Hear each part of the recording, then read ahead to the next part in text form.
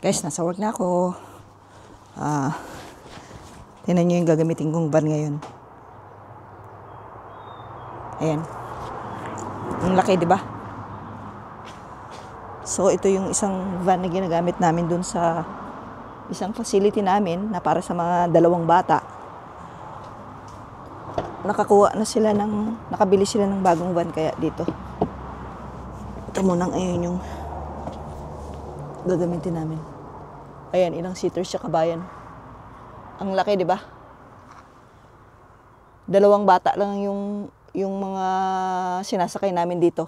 So, namili sila ng mas maliit. Ito yung Mercedes Sprinter.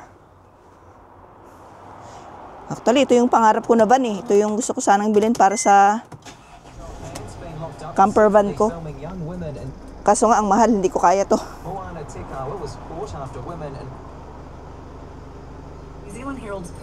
Yan. Susunduin ko ngayon yung isang kasama ko doon na kabayan din.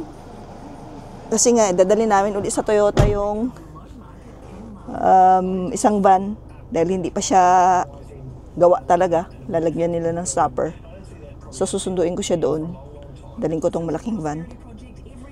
Para balik ulit kami dito sa work namin. Okay, tingnan nyo guys, oh. Ang luwag, diba?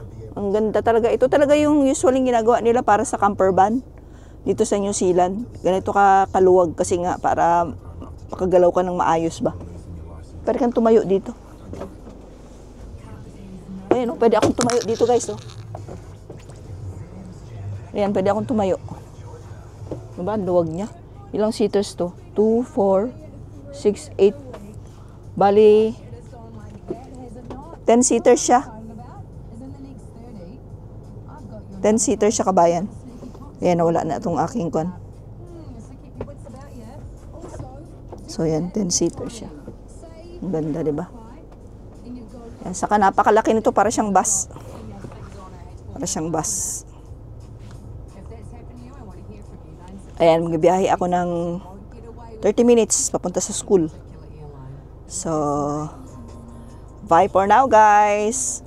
Maraming salamat sa mga nanonood ng mga videos ko, ha. Yung last na video na in-upload ko kagabi.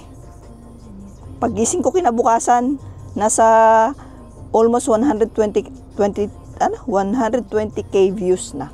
Maraming salamat. Ibig sabihin, nagugustuhan niyo yung mga vlog ko.